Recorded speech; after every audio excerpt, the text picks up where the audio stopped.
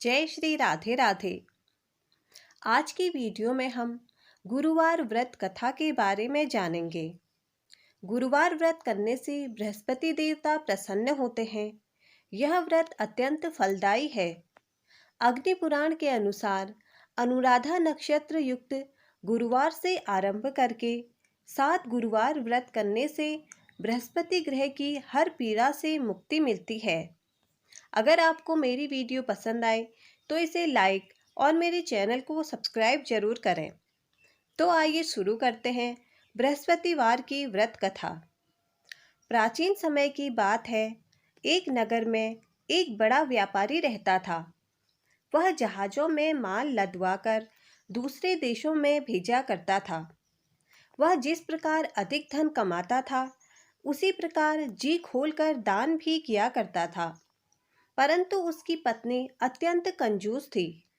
वह किसी को एक दमड़ी भी नहीं देना चाहती थी। एक बार सेठ जब दूसरे देश व्यापार करने गया तो पीछे से बृहस्पति देव ने साधु वेश में उसकी पत्नी से भिक्षा मांगी। व्यापारी की पत्नी बृहस्पति देव से बोली, हे साधु महाराज, मैं इस दान पुण्य से तंग आ गई हूँ। आप कोई ऐसा उपाय बताएं जिससे मेरा सारा धन नष्ट हो जाए और मैं आराम से रह सकूं। यह धन लुटता हुआ मैं नहीं देख सकती। बृहस्पति देव ने कहा, हे देवी, तुम बड़ी विचित्र हो।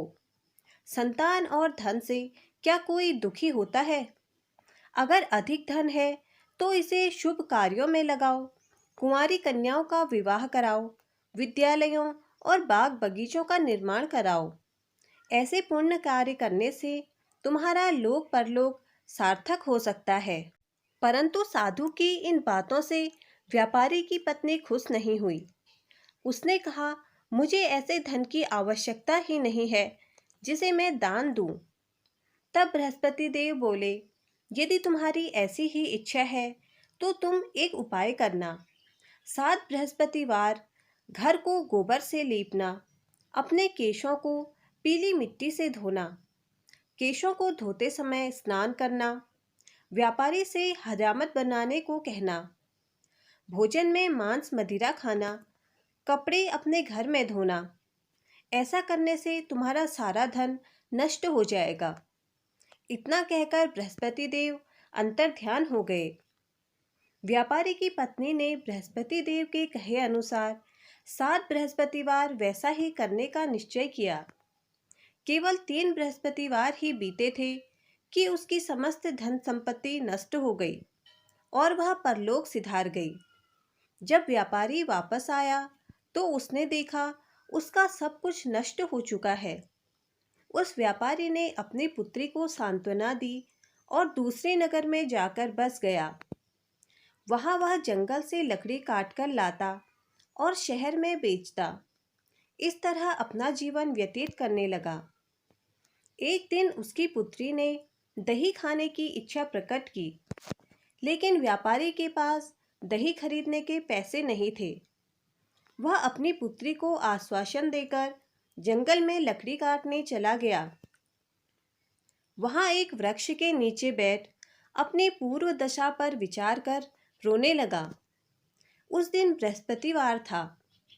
तभी वहां बृहस्पति देव साधु के रूप में सेठ के पास आए और बोले, हे मनुष्य, तू इस जंगल में किस चिंता में बैठा है?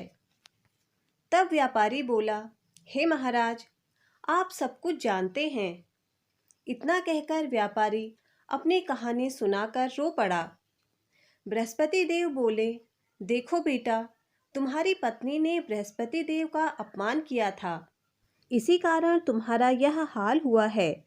लेकिन अब तुम किसी प्रकार की चिंता मत करो। तुम गुरुवार के दिन बृहस्पति देव का पाठ करो। 2 पैसे के चने और गुड़ को लेकर जल के लोटे में शक्कर डालकर वह अमृत और प्रसाद अपने परिवार के सदस्यों और कथा सुनने वालों को बांट दो। स्वयं भी प्रसाद और चरणामृत लो। भगवान तुम्हारा अवश्य कल्याण करेंगे। साधु की बात सुनकर व्यापारी बोला, महाराज, मुझे तो इतना भी नहीं बचता कि मैं अपनी पुत्री को दही लाकर दे सकूं। इस पर साधु जी बोले, तुम लकड़ियां शहर में बेचने जाना, तुम्हें लकड़ियों के दाम पहले से चौगुने मिलेंगे, जिससे तुम्हारे सारे कार्य सिद्ध हो जाएंगे। उसने लकड़ियां काटी और शहर में बेचने चल पड़ा। उसकी लकड़ियां अच्छे दाम में बिक गईं, जिससे उसने अपनी पुत्री के लिए दही लिया और गुरुवार की कथा हेतु चना गुड़ लेकर कथा की और प्रसाद बांटकर स्वयं भी खाया। उसी दिन से उसकी सभी कठिनाइयां दूर होने लगी। परंतु अगले बृहस्पतिवार को वह कथा करना भूल गया। अगले दिन वहां के राजा ने एक बड़े यज्ञ का आयोजन कर पूरे नगर के लोगों को भोज का निमंत्रण दिया। राजा की आज्ञा अनुसार पूरा नगर राजा के महल में भोज करने आया, लेकिन व्यापारी व उसकी पुत्री तनिक विलंब से पहुंचे। अतः उन दोनों को राजा ने राजमहल में ले जाकर भोजन कराया। जब वे दोनों लौटकर आए, तब रानी ने देखा कि उसका खूंटी पर टंगा हार गायब है।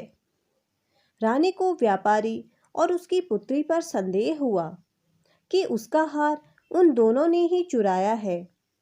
राजा की आज्ञा से उन दोनों को कारावास की कोठरी में कैद कर दिया गया। कैद खाने में पड़कर दोनों अत्यंत दुखी हुए। वहां उन्होंने बृहस्पति देव का स्मरण किया।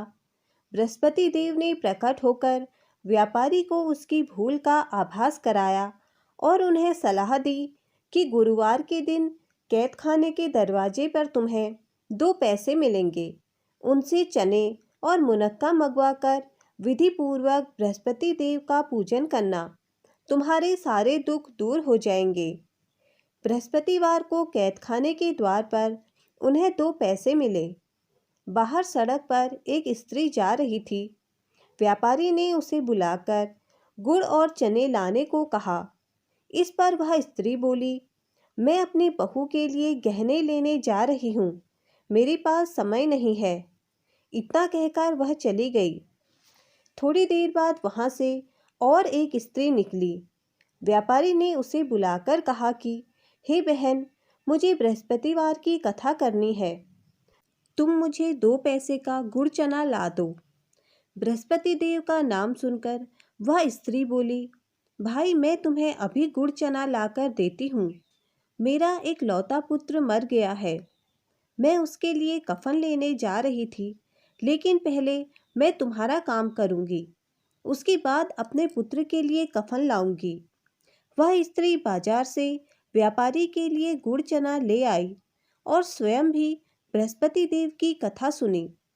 कथा के समाप्त होने पर वह स्त्री कफन लेकर अपने घर गई, पर घर के लोग उसके पुत्र की लाश को राम नाम सत्य है कहते हुए शमशान ले जाने की तैयारी कर रहे थे।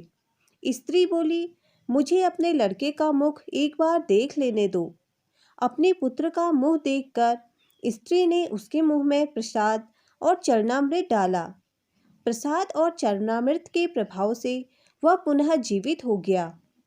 पहली स्त्री जिसने बृहस्पति देव का निरादर किया था, जब वह अपने पुत्र के विवाह हेतु पुत्र वधू के लिए गहने लेकर लौटी और जैसे ही उसका पुत्र घोड़ी पर बैठकर निकला, वैसे ही घोड़ी ने ऐसी छलांग मारी कि वह घोड़ी से गिरकर मर गया। यह देख स्त्री रो रो कर बृहस्पति देव से क्षमा याचना करने लगी। उस स्त्री की याचना से बृहस्पति देव साधु वेश में वहां पहुंचकर उससे कहने लगे, हे देवी, तुम्हें अधिक विलाप करने की आवश्यकता नहीं है। यह बृहस्पति देव का अनादर करने के कारण हुआ है। तुम वापस जाकर मेरे भक्त से क्षमा मांगकर कथा सुनो, तब तुम्हारी सारी मनोकामना पूर्ण होगी। जेल में जाकर उस स्त्री ने व्यापारी से माफी मांगी और कथा सुनी। कथा के उपरांत वह प्रसाद और चरणामृत लेकर अपने घर वापस आ गई। घर आकर उसने चरणामृत अपने मृत पुत्र के मुख में डाला। चरणामृत के प्रभाव से उसका पुत्र भी जीवित हो उठा। उसी रात बृहस्पति देव राजा के सपने में आए और बोले हे राजन, तूने जिस व्यापारी और उसकी पुत्री को जेल में कैद करके रखा है वह बिल्कुल निर्दोष हैं। तुम्हारी रानी का हार वहीं खूंटी पर टंगा है।